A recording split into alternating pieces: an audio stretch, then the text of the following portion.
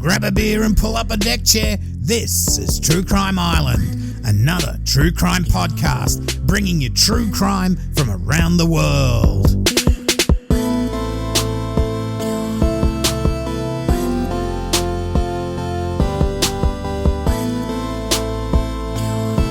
Hi, I'm your host Cambo. Grab a beer and pull up a deck chair. This is True Crime Island, another true crime podcast. So, Islanders, I hope you're well. Last week we had the case of the milkshake murderer Nancy Kissel, who drugged and then bludgeoned to death her husband Robert Kissel in their Hong Kong apartment. Now, they had 3 kids and they went to live with their uncle and auntie. That was Andrew and Hayley Kissel. The thing is, just 2.5 years later, Andrew would be found bound and stabbed to death in the basement of his home. Now, tonight I'll be referencing the Hartford Courant, the Boston Globe, the New York Times, meow.com, and the Cornell Law School. Okay, as I mentioned last episode, Robert Kissel had done very well in the banking industry and had a rapid rise up through the companies that he worked for. He generated a lot of wealth. He was very grounded and people liked him. Now, on the other hand, his older brother Andrew, born August the 23rd, 1959, was almost the opposite. He chose a life of trying to make fast money any way he could. And if that way was illegal or screwed over friends and family, that didn't matter. But that wasn't always the case. At first, he seemed to do the right thing when working for Shearson Lehman Brothers and W&M Properties real estate businesses in New York. Now, it looks like he started to cut corners and go rogue after starting his own real estate business, the Hanrock Group, in 1994. Now, Hanrock was formed from the initials of Hayley, Andrew, Nancy and Robert, who'd all chipped in to get things started. Now, Hayley was his wife, and of course there was Nancy and Robert. Andrew married a former ski champion who went on to become a financial analyst, Hayley Wolf. Now, she often appeared on national networks giving financial advice, and they would end up having 2 kids. And Andrew, when he went out on his own, he would use prospectuses which listed that he had a bachelor's degree from Boston University and an MBA from New York University. And it looks like these were both bullshit. But Andrew dressed the part and spent plenty of money, so he looked very successful and was able to suck investors in. In one instance, he was able to convince investors to join a co-op apartment housing scheme. I'm running out of breath. Now, for those that may not know what these are, they are a housing arrangement where you don't actually own the property. Instead, you own shares of a corporation, which in turn owns all of the property in the cooperative. Now, the number of shares you own correspond with the size of your apartment. So if you own a large 3-bedroom, you'll have many more shares than the owner of the little studio down the hall. So in this case, at the apartment block 274th Street East, Manhattan, Andrew had 1 unit in the complex, but then increased that to 2 and then 3. Now, they were adjoining, and 2 were on one floor, and another was either downstairs from those 2 or above it. I'm not sure. Anyway, he ended up having them all connected to make one multi-level apartment. He ended up becoming treasurer for the co-op and had all correspondence diverted to his own address. All financial contracts would be dealt with on his own and invoices paid with just his signature. Now, he started invoicing the co-op from companies he'd set up himself for work that would never be done, or when work was done, it was extremely overpriced. Now, all contracts for work, like I said, were in his possession. And he ended up transferring about $4 million into his own accounts before someone noticed. Now, Andrew would, in the end, agree to pay this money back to avoid a lot of legal action, not all legal action. But where would he get $4 million from, especially at the rate that he spent money? Well, I'll tell you, what he would do is get investors to go into buying an apartment complex. Again, they would all be in a co-op arrangement and he would pay each shareholder a monthly or quarterly dividend. But he would end up forging the owner's signatures sell their share in the co-op and keep the money for himself. Now, as long as those investors still got their regular dividend and statements, they were none the wiser. But ripping off his investors, it just wasn't enough for Andrew Kissel. His other right was to buy large freestanding houses in well-to-do areas, develop them and flip them. Now, what he would do, he'd He would hold a mortgage on the property with one bank and then go to another bank with the mortgage papers saying that it had been paid off in full. So he'd get it forged so it looked like it was clear of any debt. He would then use that as collateral for another mortgage on another place on another bank. Rinse and repeat. Now, part of his MO that he would often change lawyers and banks so that no one would have a sense of what he was really doing. I mean, he was in the news a lot. He was in social pages, champagne women around him and all that. Not always his wife, but he was this sort of guy. So when banks knew about him and they wanted his business. Anyway, those investors, like I said before, would pay dividend. He would pay dividends to them so that they weren't suspicious. Plus, as we know, especially in the US and Australia, banks are willing to lend anyone that looks successful whatever amount they need in the fear of missing out, or FOMO, missing out to another bank. I mean, if you're a day late paying your credit card, they're going to hammer you. But when it comes to millions, hey, just walk in there. It's better than walking in with a gun and stealing money, which you might get $10,000, a little bit of change. You're going to go to jail for 10 years. These guys, these white-collar criminals, are above that. Anyway, where are we up to? Anyway, these banks' close scrutiny on Andrew's dealing was just never undertaken. Andrew was into everything. He bought horses. He bought an olive oil manufacturing plant and the arts, where he commissioned a play. He had 30-odd cars and he had a yacht. But Mr. Andrew Kissel, he wanted more. Andrew looked on the outside to be extremely successful, a bit of a playboy, and this started to grind a little bit on his wife, Hayley. You remember how they took in Robert and Nancy's 3 kids? Well, with 2 of her own, Hayley was often left taking care of 5 kids, while Andrew was out dining at fine restaurants and having a great time. And like I said, he was also rooting plenty of other women. She knew this was going on, and the marriage started to break down, especially when he ripped off her father in one of his investment scams. There you go, father-in-law. He even forged documents to transfer the Vermont house in Hayley's name into his own so that he could borrow against it. Nice bloke, this Andrew. Now, I won't go into the issue about the custody of Robert and Nancy's kids, other than they were very wealthy and they were worth around $18 million all up, and whoever had custody had a certain amount of control over that money. Now, when Andrew ripped off not only Hayley's father, but also the estate of Robert Kissel, this rang alarm bells within the Kissel family, and there were court cases in regards to custody. Now, Hayley and Andrew ended up with custody of these kids right up until the end of this saga. Now, where everything really started to come undone for Andrew was when he approached a bank for a multi-million-dollar loan. Now, in order to make this a little bit less confusing, I'm just going to read an extract from an article by Alison Lee Cowan of the New York Times. Hey, my grandmother's name was Cowan, maybe long-lost relative.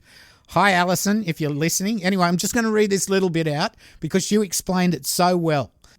According to Miss Walkley, who at the time was the counsel for Fidelity National's office in Trumbull, Connecticut, she was involved in a June 3 closing in which the Fairfield County Bank in Ridgefield, Connecticut, was giving Kissel a $4.5 million construction loan secured by a property he owned on Burning Tree Road in Greenwich. A title searcher working for Fidelity National spotted what appeared to be a prior mortgage of $1 million on that property from Independence Community Bank in Brooklyn. Now, asked about it just before the closing, Kissel insisted that the Brooklyn Bank had made an error and meant to record the mortgage on his other property in Greenwich. Now, Miss Walkley said she and her team took that to mean his residence on Dairy Road in Greenwich. When they later learned that he only rents that house and doesn't own it, she said that they were concerned but were not sure that Kissel had lied. Here we are, we're talking about millions of dollars. They're concerned, but they're not sure that he lied. Jesus. Anyway, at least these people had a bit closer look. I'll go on. Also, because Kissel had already drawn down funds from the Ridgefield Bank's construction loan by the time the confusion began, Miss Walkley said she thought it best to record the new mortgage while they sorted it out. Now, the following Monday, Miss Walkley was relieved when Mr. Kissel, as promised, furnished a notarised document that appeared to be from the Brooklyn Bank releasing its $1 million claim on the Burning Tree Road property. Now, had her company not been enlisted 2 weeks later to ensure another Kissel deal, Miss Walkley said she's not sure she would have made the connections that she would make. In that second deal, Mr. Kissel wanted to borrow $6.42 million from Countrywide Commercial Real Estate Finance Company in California. Now, he wanted that against the apartment complex in Woodbury. So that's the one he was borrowing for. This time, one of the Fidelity National title searchers found a prior mortgage on the property for $5.4 million from Astoria Federal Savings in New York. Holding his ground, Mr. Kissel forwarded a release that showed Astoria Federal relinquished its claim on the property back in March. So, with Mr. Kissel expected to be out of the country, a power of attorney arrived on Miss Walkley's desk on June the 17th, allowing the closing to proceed without him. Now, one look at the loops in his signature on the A, so that the loop he did for his A, made her nauseated, she said, because it resembled the signature of a bank official that appeared on the Astoria Federal release. Now, her apprehension grew, she said, when she realised that at the end of the day I was going to be writing to Mr. Kissel's account almost $6 million. Now, a colleague at the Fidelity National encouraged Miss Walkley to call Astoria Federal to ease her mind. Now, to her shock, the bank told her that Kissel was current on his loan and had an outstanding balance of $5.3 million. The next thing she knew, she was calling her client, the California Bank, to explain why the closing was not going to happen. Now, 6 weeks later, federal agents were knocking on the door of Mr. Kissel's Vermont vacation home. Okay, so because Mr. Walkley had been involved in because Miss Walkley had been involved in 2 of Andrew's deals, she was able to pick up something was wrong and called in the authorities. She just happened to see these 2 contracts and the mortgage papers from the other bank and just thought, geez, that looks the same the way that A is in the signature. That's pretty clue. That's pretty good. She's got a good memory. Anyway, when Haley found out about all this, she really, really wasn't impressed. She confided in a friend that not only did she want a divorce, but she wanted Andrew dead. She even told Andrew's sister Jane that, God, I hate your brother. I could actually see myself pummeling him to death and just enjoying the sensation. Now, Jane, which was Andrew and Robert's sister, had been a ski student of Haley's, and that's how Andrew met her. And Jane and Haley were very close friends, so Haley would often vent her frustrations to Jane. So, there you go. Haley filed for divorce in February 2006, stating that Andrew was a belligerent alcoholic and drug user. Now, with all of Andrew's bank accounts frozen, he couldn't even pay the rent on their Greenwich mansion. The landlord initiated legal proceedings for unpaid rent, and they ended up getting evicted. Now, there was an agreement between Haley and Jane to hand over Robert and Nancy's kids to her, but Haley would renege on this agreement as now she was financially up shit creek without a paddle and with nowhere really to live. I mean, the trust money coming in for looking after the kids would give her a place to live. Now, she did come from a wealthy family, so no, she was probably okay. She wasn't going to be homeless, but she was probably homeless in that she probably only had a small ski chalet to stay in, not a great big mansion that she was used to. And again, she could work in her high-profile job, although I guess the scandal with her husband probably fucked that up a bit. So she held onto the kids and the money that went with them. By this time, Hayley had to leave the Greenwich mansion, and so the movers came and moved most of the stuff to her new place, and that was on the 1st of April 2006, leaving just enough furniture for Andrew to sleep comfortably. Now, Andrew stayed at the Greenwich place on the night of April the 2nd alone. The high-flying real estate guru is now friendless, wifeless, and all alone with a tracking bracelet on his ankle. Now, being a bit of an asshole, once the money was gone, so were all his friends, except his faithful chauffeur, 49-year-old Carlos Trujillo. Now, Carlos had worked for Andrew for quite some time. He had immigrated from Colombia and had established himself with several other family members in America. He was more of a gopher than a straight-out chauffeur, bringing Andrew whatever he asked for, like Uber Eats, but this guy would bring him cocaine as well. He knew more about Andrew's dealings and affairs than his wife. On the afternoon of the 2nd, Carlos delivered food to Andrew at the Greenwich house at around 6 p.m. This would be the last known person to see Andrew alive. The next morning at around 6 a.m, movers turned up to remove the last of the Kissel's possessions from the house.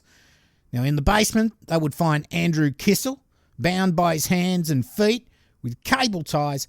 He was blindfolded and gagged, lying in a pool of blood. He'd been stabbed 5 times, and one wound was in the jugular vein. Police were called and a crime scene established. There was no sign of forced entry, so this indicated that Andrew knew his killers. The problem for police was that Andrew had fucked over so many people, including family and friends, that there was no clear suspect. He'd signed a plea deal over his dodgy dealings the previous year, and only 5 days after he was killed, he was to plead guilty to bank and mail fraud in court. When Hayley heard about the death, she called Carlos to pick up the family dog and bring it to her place. That's cold, cold, cold. Was it someone who didn't want him to get to court, who may have been implemented in Andrew's fraudulent activity? Was it a pissed-off investor who wanted him dead? I mean, Hayley, who'd confided in a friend that she wanted Andrew dead, well, she was high on the list, but she would eventually be cleared. There was even a theory that Andrew, not wanting to face a lengthy prison sentence and poverty, hired someone to kill him so his family would be able to claim on his life insurance. Now, even though he was in divorce proceedings with Hayley, I think he thought this would be the best outcome for at least the kids. Now, Carlos, being the last person to see Andrew alive, was also investigated, and police would end up making him a prime suspect. You see, Carlos had been helping Andrew hide money and assets in the months before his death.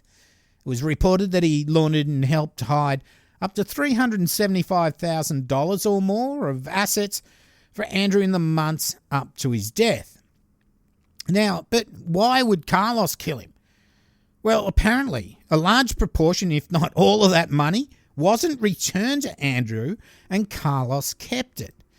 Now, there's more people involved here. There was also Jorge Trujillo, a property manager for Andrew, and his legal wife, Stella Tafu, who was a bookkeeper for Andrew. Now, I say legal wife because apparently she was shacked up with big bro Carlos. So Jorge's bigger brother Carlos was sleeping with his legal wife. I mean, I don't know how this works, but that was the way it was working. Anyway, Jorge took off back to Colombia just before Andrew's death, allegedly with $200,000 from Andrew's safe, which Hayley knew was in there, and she was not impressed when she was moving out and found that it was all gone. Anyway, What kept investigators looking at Carlos was the fact that he changed his story of where he was after he last saw Andrew several times.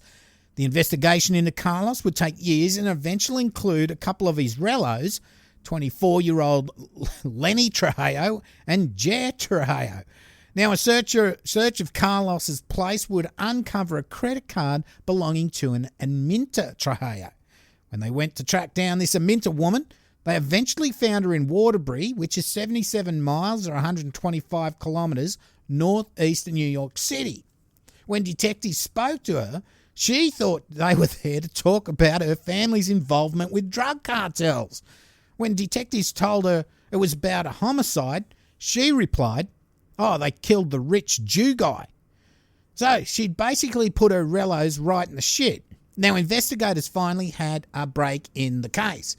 She told them how Leonard or Lenny had been hired by Carlos to kill Andrew Kissel. So they brought him in. It wouldn't be long before Lenny would spill the beans. He would tell investigators that he was approached by Carlos to kill Andrew Kissel for $11,000 and a computer. However, he had no intentions of actually killing him and that he did help plan the murder, but he only took the money and he didn't go through with it. Okay, so now not only do they have Aminta saying Carlos was involved, but now they have one of the co-conspirators to the slaying. Further investigations would reveal that the few months before Andrew was killed, there were 50-odd phone and text messages between Carlos and Lenny, whereas before that time, there were none, as they were never very close in the family. Also, Lenny had used his credit card to buy cable ties and gloves before the murder. The cable ties that Lenny described were only known about by whoever killed Andrew. Their use hadn't been released to the media. There were also travel documents and room receipts showing Lenny was in the area at the time of the murder. Now, as I mentioned before, there were no signs of forced entry into Andrew's house, and the crime scene was reasonably clean. Andrew was bound, gagged, and his T-shirt pulled over his head when he was found, and this sort of indicates that the killer was close to the victim. I mean, maybe Andrew pleaded with Carlos and Lenny not to kill him, and they couldn't bear looking at him and hearing his screams to be let go. There was no reason to gag him, because in this basement, on a mansion, on a large plot of land, no one would be able to hear you scream from another property or probably even outside. So the fact that he was bound, he was gagged, and T-shirt put over his head, it does indicate that it was somebody who was close to him. Now, Lenny ended up doing a deal with prosecutors in exchange for giving evidence against Carlos. Now, Lenny would plead guilty to manslaughter and conspiracy to commit murder. Now, he would get 20 years for his involvement. Carlos, he was charged with murder and attempted murder. The prosecution put forward the motive that Carlos had laundered all this money for Andrew and was worried he might get found out if Andrew went to trial, so he enlisted his cousin to kill him. The defence argued that Lenny's story was just that, a story that was made up after he was pressured by investigators. But why would he accept a 20-year deal if it was untrue? So I find that this is probably true. You'd think that if he was saying, I wasn't there, I didn't do it, but I did help plan it, I'll do a deal with you to give evidence against Carlos, you think 5 years, 6 years, or a very small sentence. But he was quite happy to do a 20-year stretch. So I am putting on it that it was probably true that he planned it and that Carlos was involved. Now, at Carlos's trial, he would be acquitted of murder, and there was a hung jury on the attempted murder charge. However, the prosecution wanted a retrial. In the end, Carlos would strike an Alford plea with the prosecutors, and he ended up getting 6 years. Now, an Alford plea is a guilty plea in a criminal court whereby the defendant in a criminal case, they don't admit to the criminal act, they assert their innocence. So in entering an Alford plea, the defendant admits that the evidence presented by the prosecution would be likely to persuade a judge or jury to find the defendant guilty beyond a reasonable doubt. And the name Alford plea is taken from North Carolina versus Alford, 400 US 25, if you want to look it up yourself. So basically he's saying, I'm not guilty, but but it looks like the evidence you've got is going to put me away. Rather than do a big stretch, let's do a deal now. We won't have any case, but I'm still saying I'm innocent. Give me a few years and that's fine. So he ended up getting 6 years. Wow, Islanders, what a tangled web of bullshit this case was. I mean, Robert's murder last week was crazy, but this one is pretty much just as much messed up as that one. Andrew, trying to keep up his high-flying lifestyle, starts ripping people off and committing fraud. He didn't care if it was family or friends. He did anything to get his money. At first, he was able to cover his tracks by making sure anyone involved would get their regular dividends or banks would get payments. He kept a distance from a lot of the transactions by using these power of attorney documents so others could sign off on his deals. Now, the banks were just as much to blame for it as they were just desperate to get Andrew's business and didn't really do enough due diligence. So, as with any of these rob Peter to pay Paul Ponzi type schemes, they will eventually come crashing down. For Andrew Kissel, it did. With all his friends and family gone, all his cars and boats gone, with the prospect of going to jail for a long time, Andrew Kissel, once a socialite, womanizer, real estate guru and wealthy man, he died alone in the basement of a rented house he'd been evicted from.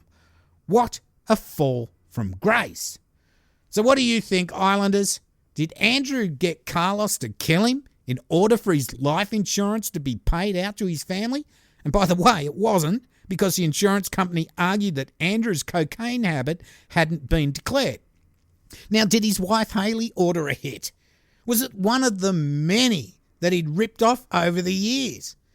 Well, my thoughts, I do think Carlos, he kept all the money and other assets that Andrew had entrusted upon him to liquidate and hide from the FBI on their investigation. He knew that there would come a time when Andrew wanted it back, so it was easier to bump him off than risk giving it back and then doing time for doing the actual laundering of all this money. Now, Jorge, he seemed to get off all right. Looks like he already ran off with the $200,000 out of the safe. So Carlos, after all the years of faithful service, thought, well, whatever's left, I'm going to keep my cut. I was driving this asshole around for years, and my cousin or other brother Jorge has gone off with $200,000. Now, Lenny, he was probably involved. He may have chickened out. He might have been the one to maybe organise a gun, and when he backed out of the deal, Carlos he only had a knife to kill Andrew. Suicide for hire? Maybe. But if Andrew did want Carlos to kill him so his wife could claim the insurance, I reckon he probably would have wanted to be shot in the head rather than get knifed and bleed out all over the floor. But you've got to think, Andrew Kissel was a narcissist. Would he really want to die? There you go. There's a few questions for you, Islanders, and it's one of these weird cases. We've got all the business in the milkshakes and crap in Hong Kong. We've got Robert dead. We've got Andrew dead. What? It's just tragedy in this family, but it's all money.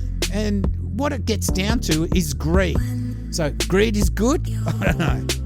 Okay, well, that's it for this week and the end of another episode.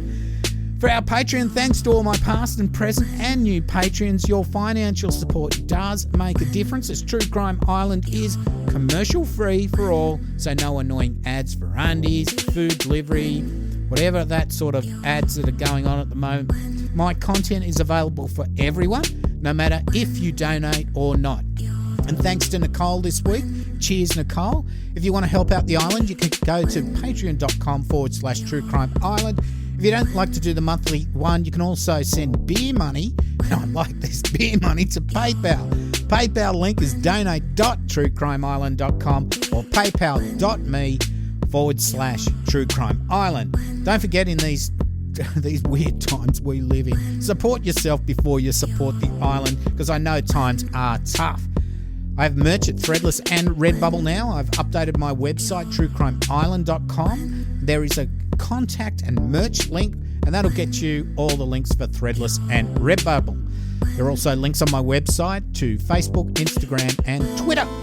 You can also support the show by rating and reviewing, also by sharing it with your friends and family, which is really important if you can get more people on the island. Please feel free to check out my YouTube channel and subscribe. Please comment, subscribe, and to get notifications, hit the bell. I've also added a link for this on my website. Now, if you want to contact me, the best way is cambo@truecrimeisland.com. All the other ways are quite difficult for me to go back over and search if required, especially if you've got a case suggestion. Okay, I think that's about it. I've been your host, Cambo. You've been listening to True Crime Island. And as I always say, hang on, we've got a promo this week. Sorry, I nearly forgot it. We've got a promo at the end of the show. I spoke about it last week. It's called Behind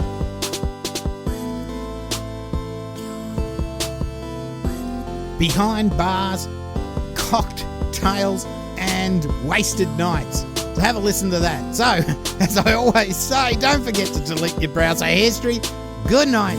Boombagalanga.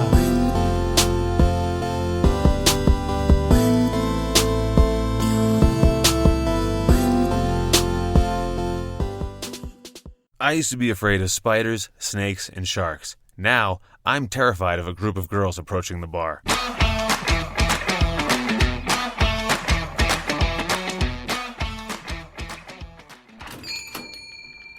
What can I get you? Drunk? Folks, I'm Greg, and I host a podcast called Behind Bars, Cocktails, and Wasted Nights. And if you're listening to Cambo, I know you get it, and I want you in my virtual bar. And let me give you a tip.